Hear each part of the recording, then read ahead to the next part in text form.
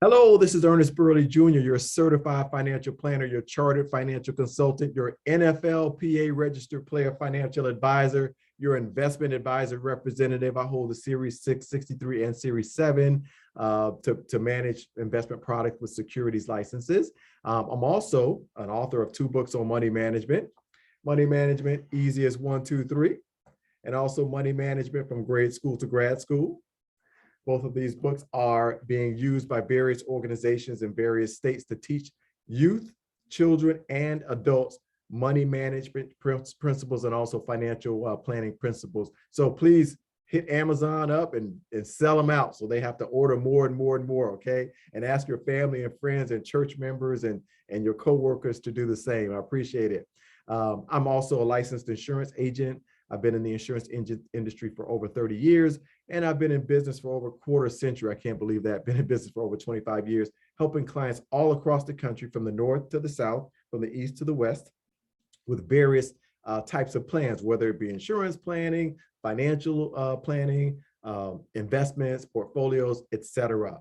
I specialize in wealth management and investing, whether it be IRAs, 401k plans, retail or brokerage accounts, etc.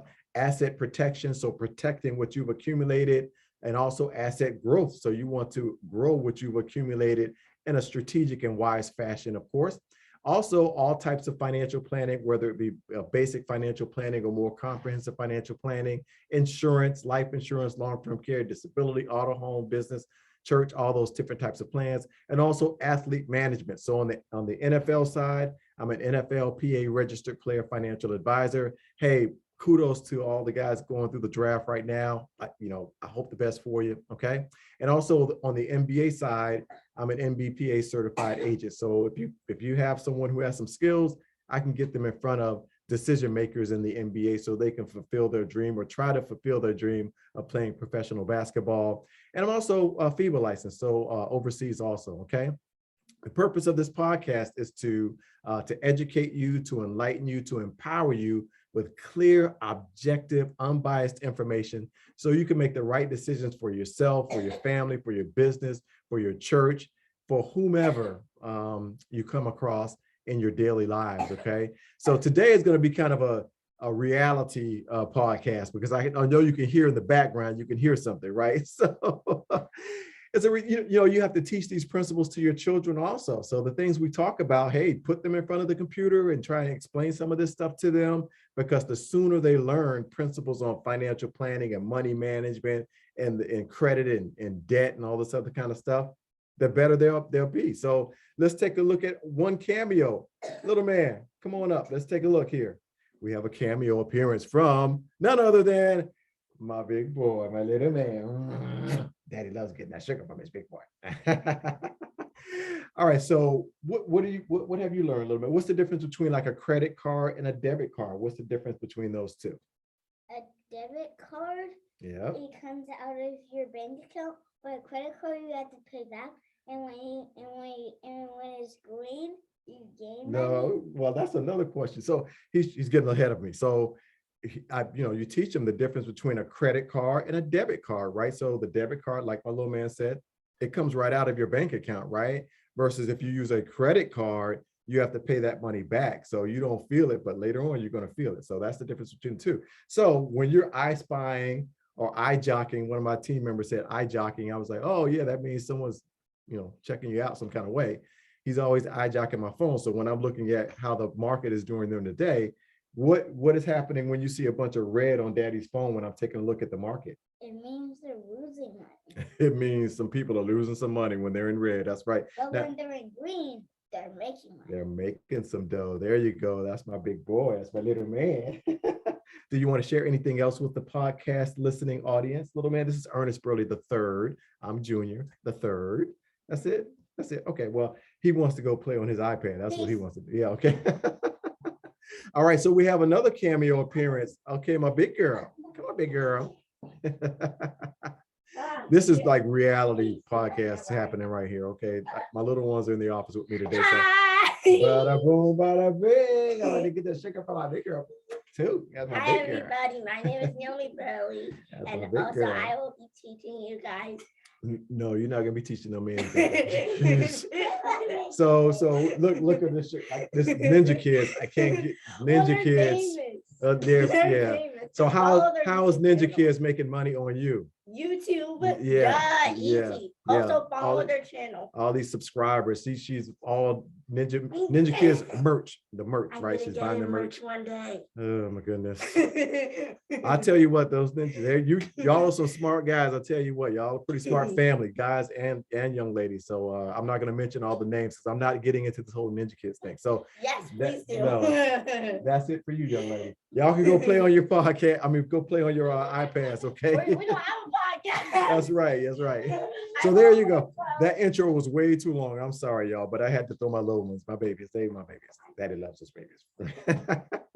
All right. So today's podcast is titled "Buy the Dip or Stay in Cash." Buy the dip or stay in cash, right? So on my podcast titled "How Much Cash is Too Much Cash," I explain how having too much cash can work against you, not always in your best to your best advantage, right? But I also explain having a strong cash position can give you more options and flexibility. So on the one hand, what I was saying was having too much idle cash is not a good thing for you, right? You want to have that working for you, but it does allow you to have flexibility and options. So here's one way where having a heavy cash position helps you to be in a good position to do some other things with. You can buy the dip, okay? And I'm going to explain to you what buy the dip means in just a few minutes. But first, let me mention something that I forgot to mention last time on the other podcast, how much cash is too much cash. So the first thing I forgot to mention was you want to make sure you keep cash for upcoming expenses. So you want to stay in cash for situations where in the short term when you know you're going to need that money. So for a down payment on a home, say to purchase a car in the not so distant future, right, in a few months or less than a year, what have you, for home repairs you know you're going to make or renovations. So stuff like that, when you know you're going to need that cash in the short term, hey, that's fine to keep it parked, right? But here's what you don't want to do. And here's point number 2. You don't want to keep large amounts of cash in your home. Come on now. Now, I'm like, what in the world? It's happening. This is being done. Some people do have large amounts of cash in their home, whether it be $10,000, $20,000, $50,000, $100,000.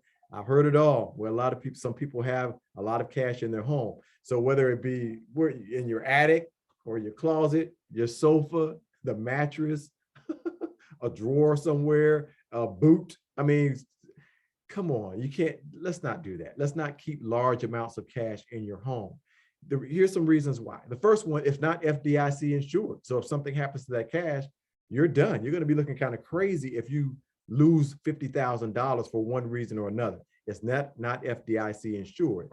The second reason is it's exposed to loss. It's exposed to someone breaking in and stealing it by theft, right? Fire, burning it up. You have a home fire, or vandalism, or a tree falls to the house, or a hurricane, or whatever, and the money ends up blowing away some kind of way. And homeowners insurance is not going to pay for that. There's normally a limit on a homeowner's policy regarding how much cash they're going to cover.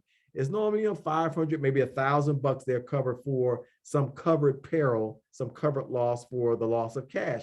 They're not going to cover your $20, $30, $50, $80,000 of cash that you have stuck in an attic somewhere, or in a closet, or in a drawer, or stuffed in a mattress, or in some boot in the back of the closet. No, so let's not do that. Those are the 2 points I forgot to mention in that particular podcast. Let's keep money in cash for things that we know are coming up in the short term. Down payment for a home, buying a car, renovations for the home, things that you know you're going to have that heavy output in a short period of time. And also, let's not keep large amounts of cash in the home. Those are 2 things I wanted to address before, moving into this particular podcast. Do we want to buy the dip or stay in cash? Now, here's buying the dip. What I mean by buying the dip. If you're in a very strong cash position, you have the flexibility to buy investments while they're on sale, quote unquote, on sale, right? And what I mean by that is if you see the stock price for a particular company down in value, whether it be a computer company, a software company, a chain of stores that you like, a defense company, consumer products company, I can go on and on and on, a telecommunications company, energy company or mutual funds, particular funds that you like, or index funds that are down in value, depressed in value, it may be a good idea to buy that dip, right? By dip, I mean low price. It's at a low price at that point. So you buy low, and that's what you're supposed to do. You're supposed to buy low and sell high, right? So for example, if a particular stock that you like was $200 a share, but now it's $100 a share because of market volatility and whatever's going on in the economy, it may be a good idea to buy that stock, because you may say, well, shoot, man, this company I see all the time. I use the company's computer software, and every business owner I know uses it.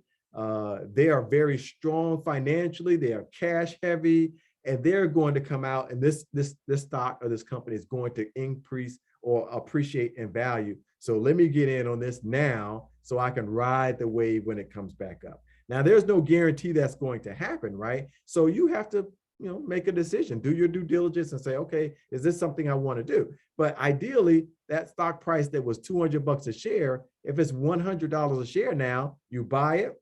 Now, here's the tricky part. Ideally, you want to buy it at the bottom of the dip, right? You don't want to buy it when it's still dipping. So, you never know. You never know. So that's me. That's what I say about doing your due diligence. So if you buy it at the dip and the bottom of the dip is 100, then you're good to go when it starts coming back up in value, right? Because you're riding that wave of appreciation going up.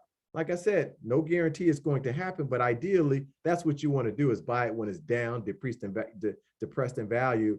And if you think, hey, this company, I'm pretty sure it's going to come back up, because everywhere I see it, everywhere, everybody uses it, it might be a good idea. And that freed up cash gives you the ability to do that, right? So, and also you want to diversify. So you don't want to plop it all on one particular company and say, well, hey, ABC company, I'm putting my whole 10,000 or 5,000 in freed up cash or whatever it is on you.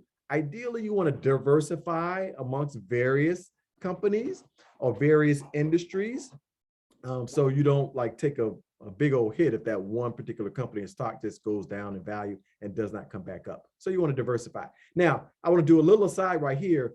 There are different ways to do this.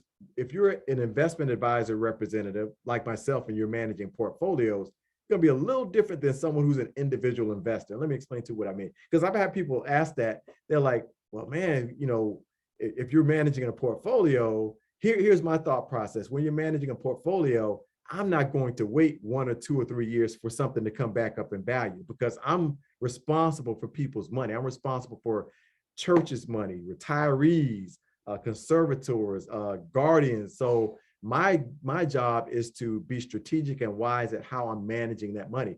So versus a person, an individual might say, well, shoot, I'm going to buy this company stock and I'll just wait for it to come back up.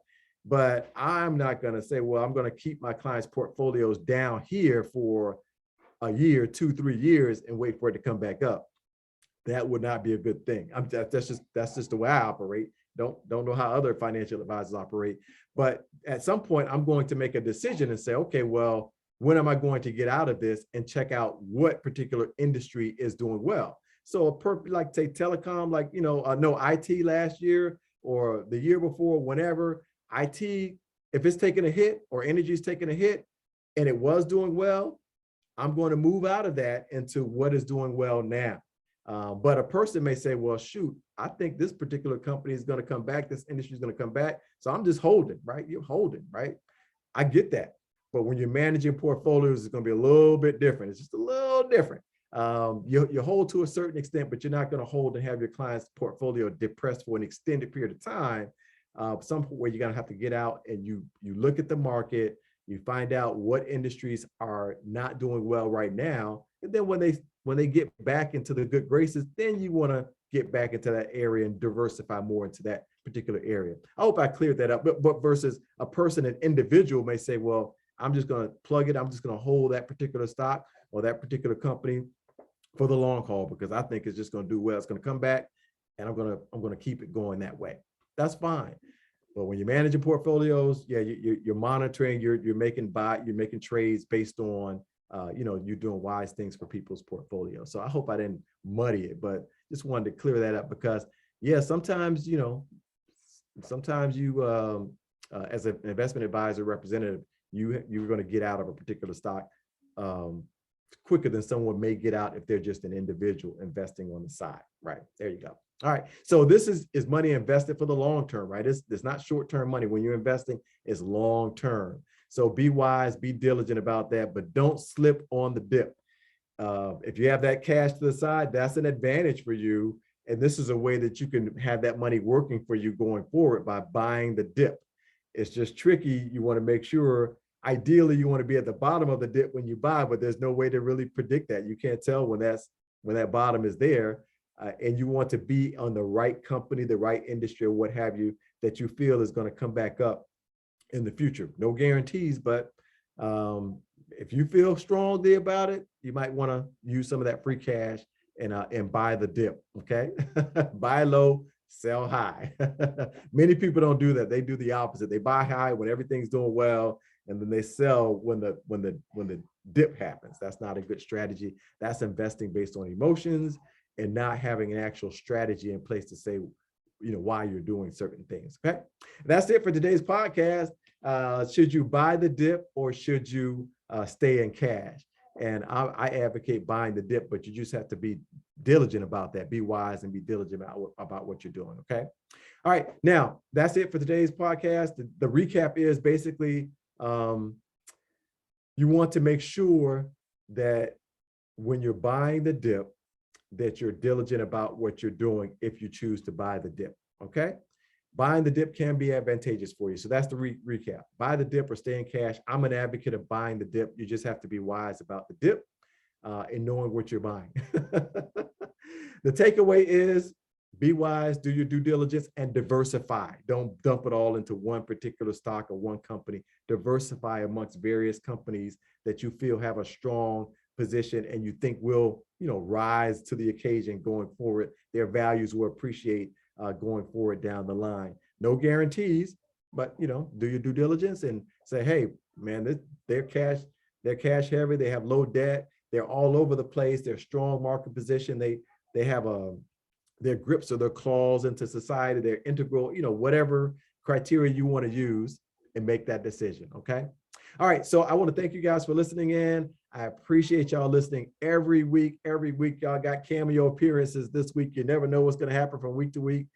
Cameo appearances from my big boy, my big girl. I look forward to the podcast next week. So every week we do these podcasts. I thank you for listening. I ask that you forward this podcast to others, like to your friends, to your family, to your church members, to your cohorts, to your coworkers, to your fellow business owners and entrepreneurs, and ask them to do the same. Just so on and so on and so on and so on. Spread the podcast all around. All of my podcasts are on YouTube. So I ask that you go to YouTube and check out the podcast there. When you go to YouTube, please subscribe to the channel. Subscribe and ask your friends, your family members, your church members, your cohorts, your coworkers, your fellow entrepreneurs to, hey, go to this guy's podcast channel, Ernest Burley Jr., subscribe and click through and check out all the different podcasts are in there, because I talk about a wide array of things, from real estate to infinite banking to whether you should buy a car or lease a car, renting versus owning, whether you should pay off your mortgage early or not,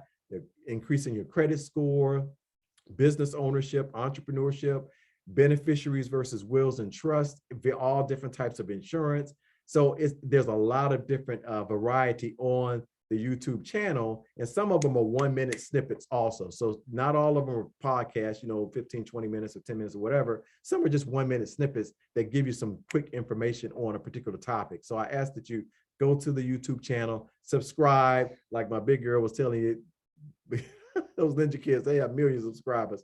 I'm trying to get us up to that too, because the information I think is very helpful for you. Okay. If you want to reach out to me or connect with me, my email address is my first name at my full name.com. So Ernest at ernestburleyjr.com. That's ERNEST at ERNESTBURLEYJR.com. My website is just my name. So ernestburley.com or ernestburleyjr.com, whichever way you want to type it in. Boom, same website. And you can reach out to me through my website also. And my phone number to my firm is 301-262-2600. Again, that's 301-262-2600. All right. So since I told some credentials about myself regarding financial planning and the various securities licenses that I hold, I do have to read off a disclaimer to you. So here it goes.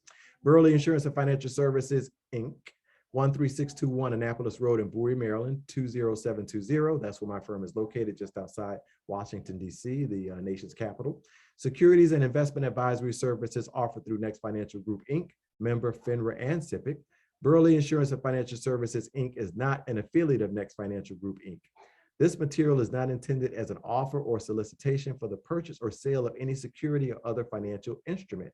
Past performance does not guarantee future performance.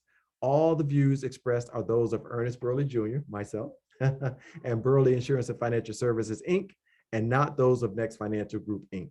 Next Financial Group, Inc. does not provide tax advice. Okay, so that's it for today's podcast. I appreciate y'all tuning in, and hopefully y'all got some good tidbits of information from my big girl and my big boy regarding, this whole financial planning, money management arena. Pack as much into your little ones' heads as you can, because believe it or not, they're catching on. I mean, my little guy, when he explained to me credit versus debit, I'm like, whoa, he heard what I was saying. He understood it and he remembered it. Credit, you got to pay that back, right? That's something that you got to pay back with interest if you don't pay it off, versus a debit card comes right out of your bank account, and other financial principles, balancing the checkbook. I didn't want to go too long with that intro, but they see daddy paying bills and balancing checkbooks and stuff like that. So do the same thing with your children, okay? That's it for today's podcast. Y'all be safe out there and y'all take care. I love it, love it, love it connecting with y'all every week. Take care and y'all be safe. Bye-bye.